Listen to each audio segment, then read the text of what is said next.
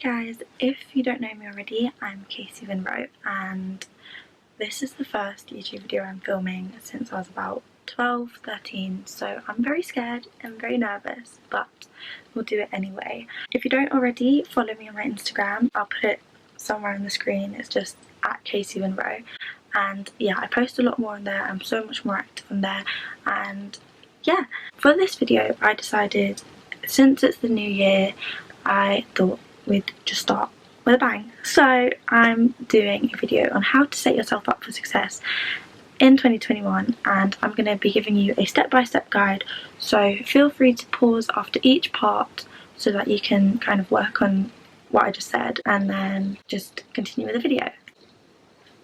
So many flies. Also, this, I did not agree to this, these hats. The first stage is the reflection stage. So the first thing you need to do is write down 5 things that you're grateful for in 2020. So for mine, I put Ellie, my niece being born, my business. Sorry if I'm looking down by the way, because my laptop's there and that's where my notes are. 3 is having a car to get us through lockdown, because I can't imagine being through lockdown not having a car to do grocery shopping. Like, I just can't. And 4 is for Ramon, my boyfriend, cheesy, but for constantly motivating me this year to, well, to start my business and to achieve my goals. And 5th one is just really simple, it's just making it through 2020 and actually reaching 2021. Like, we live behind the train tracks, so I'm gonna get that a lot. So the next thing is to write 3 positive changes that you've personally seen in yourself in 2020. So for my first one, I put, I'm generally more active and I have gotten a lot more flexible this year.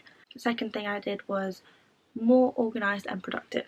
The start of this year, you don't even want to know how much of a slump I was in, but I was not productive whatsoever. I was sleeping all day, but towards the end of the year I managed to pick myself back up. The third positive change I saw in myself is that I'm a lot more confident in myself, and I think it's because I started doing things for myself more. Why do you have to call me now? Hello? Yeah. I'm trying to film my YouTube video and then you disturbed me. Say hi. Just make 2, innit? Hello. Bye. Sorry about that. So the next thing to do is to write down 3 things that you achieved in 2020.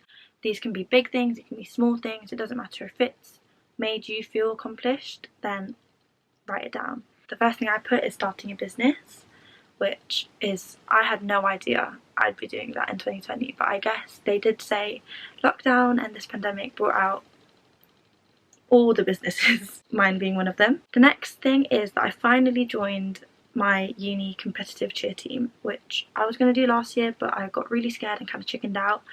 So this year I decided to try out, and now I'm on the cheer team and it's so much more intense but so worth it. Third thing is how much I've improved with my flexibility. I put down here is that I can finally grab my foot when I do a heel stretch, and I almost have my scorpion, almost, very close, my right leg scorpion. So the last thing you need to do in the reflection stage is to write down 3 goals that you didn't achieve in 2020 but you want to achieve in 2021. I put get my splits. Had this goal not just in 2020, had this goal since forever.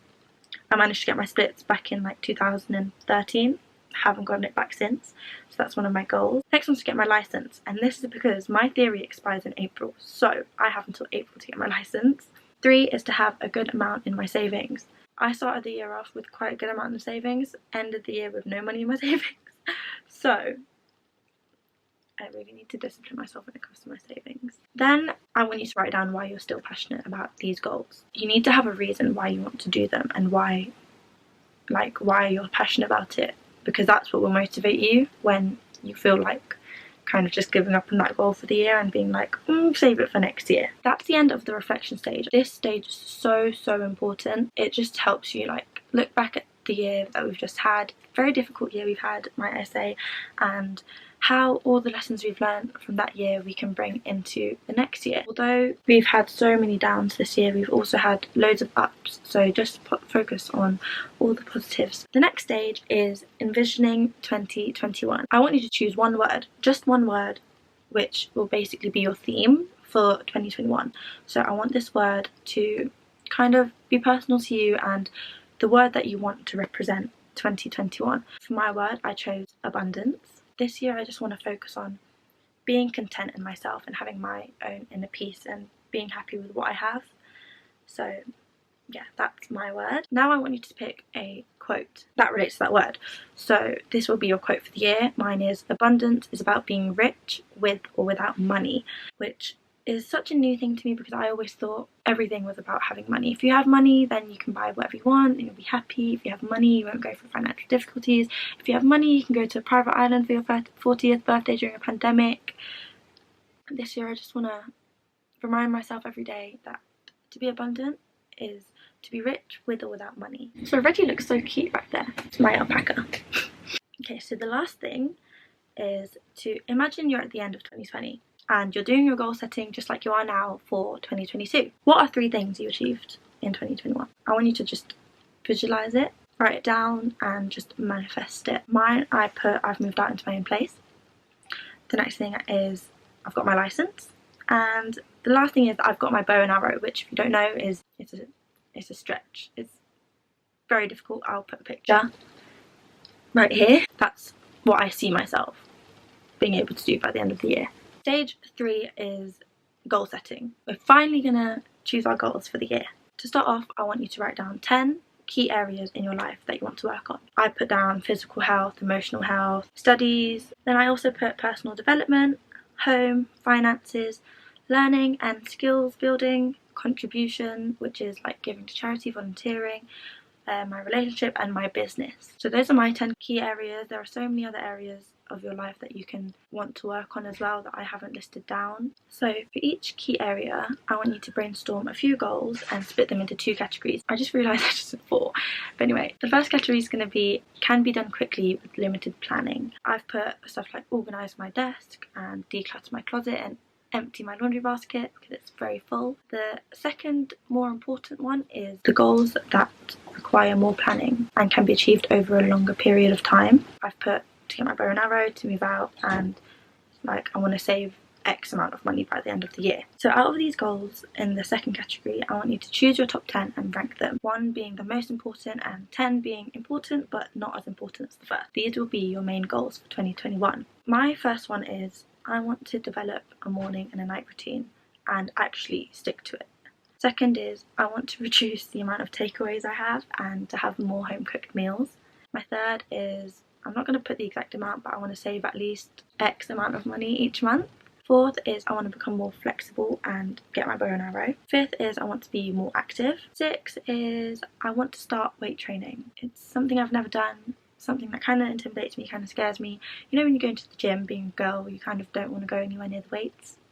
Yeah, well, anyway, we're going to tackle that this year. 7 is I want to move out. 8 is I want to make YouTube videos on a regular schedule and like be consistent. 9 is I want to complete at least 6 different online courses this year. Probably going to use Skillshare, not sponsored, but like seen so many sponsored videos on Skillshare, but that's probably what I'm going to use. 10 I can't share with you because it's a TTYL project that we have for the year, so I can't really share that with you yet. If you don't know, TTYL is my business that I run with my friend Jem. Once you have your 10 main goals, you need to turn these goals into SMART goals. You've probably heard this everywhere. Basically stands for specific, so you need to state exactly what you need to do. Measurable, so you need to state how you can actually track your goal. A stands for attainable, so you need to make sure that they're actually realistic to you, which only you will know yourself. R stands for relevant, so you need to make sure that you have a strong reason to do it, so this goal needs to actually be relevant to you. And T is time bound, so you need to state exactly when you want to achieve the goal. I'm not going to go through all of them, but I'll just give an example. For my goal number 4, I put I want to become more flexible and get my bow and arrow. So to turn this to a SMART goal, I changed it to I want to be more flexible and get my splits within 6 months. I want to get my bow and arrow by the end of the year. If I get my bow and arrow earlier, I will readjust my goal to being able to get it constantly. I will stretch every single day and record a stretching video every Sunday. And then I wrote, I want to do this because I've had this goal for many years and it'll really help me in cheerleading. So pause this video now and write down your 10 SMART goals for 2020. You might want to do one for each page because of the next stage. On one page, write down each goal. So you'll have 10 different pages. I hope I explained that well. The last and the most important stage is stage 4, which is action plan. You can have all these goals, but if you don't know how you're going to achieve them, then there's literally like no point in having them. So you're just going to end up not even sticking to them if you don't have a set plan for what you're going to do when for each goal. This is why I said that you need to have one goal on each page. On that page, I want you to write start date, end date, what exactly you need to do to achieve this goal, and when. The last thing is what resources or tools you need to achieve or keep track of these goals. For example, my goal number 2 is I want to reduce my takeaways and have more home cooked meals. What I've written is start date January 3rd because it's a Sunday. You'll see why. Then end date is not applicable because I don't want this to end. I want this to be as long as possible. So what I need to do, January 3, well by January 3, I will cancel my Deliveroo Plus subscription, which I've actually already done, but the only thing is my subscription lasts until mid-January, so that's not enough. So what I need to do is to delete all of my takeaway apps. It's Uber Eats, Deliveroo, Just Eat, all of them. They all need to go, which I haven't done yet, but I will do by January 3rd, I promise. Another thing I need to do by the 3rd of January, which I've already actually done, is to put together a meal planning spreadsheet. I really like spreadsheets. It's just my favourite way of keeping track of things. So I also wrote it needs to include breakfast, lunch, dinner, ingredients for each of those, and then a grocery list for that week. Every Saturday I will plan my meals for every day of the week and make a grocery list, and then every Sunday I will do my grocery shopping for that week. Daily I will allocate enough time in my day to cook and eat my food, and like I need to make this realistic. I need to actually schedule it into my timetable so that I actually get it done. For the resources and tools, I put Excel because that's how I make my spreadsheets. I just love my spreadsheets, and yeah, that's my action plan for that goal.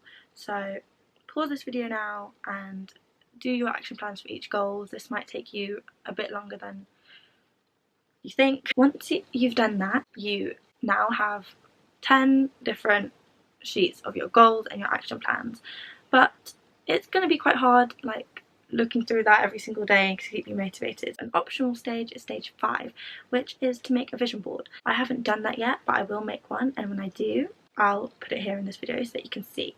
I'll like cover myself so you don't need to see me, you can see my vision board. So once you do that, you can just print it out, stick it up in your walls, stick it up wherever you can see it every day, and yeah, that will keep you motivated and remind you of all of your goals. So that's pretty much it. That's how I did my goal planning for this year. I will try to keep you guys updated throughout the year of how I'm doing with all of my goals. If you have any like other questions, just DM me on Instagram or comment down below. My Instagram's at krissy.winrow. I'll put it somewhere here. I don't know why I did that, but I'll put it somewhere here. So you can just DM me on there. I'll help you with anything you need if you want help like setting goals or like creating the action plan. So I hope you guys found this video useful. I know I talk really fast and I'm really sorry. I'm really trying to work on it, and also I'm really trying to not look in the viewfinder, which I'm doing right now. This is my first video, so I'm very nervous. I really do hope you guys found this useful and you are going into 2021 with a very positive and very just pumped attitude. I know I'm pumped for the year. The end of 2020 doesn't mean it's the end of the pandemic, it's the end of everything. I know that's just not realistic, but it's just good to set goals for yourself, and I guess it will just keep you motivated throughout the year, because if you can survive 2020, you can survive anything else. So I hope you guys actually enjoyed watching this video and found it useful. Please leave me a like and a comment if you did, and subscribe if you want to. I'm not going to pressure you or anything, but yeah, and follow me on Instagram because, as I said, I'm a lot more active on there. So I hope you guys have a wonderful 2021, and hopefully you'll be seeing more of me. Hopefully if I stick to my goal of filming YouTube videos on a regular schedule. But yeah, bye!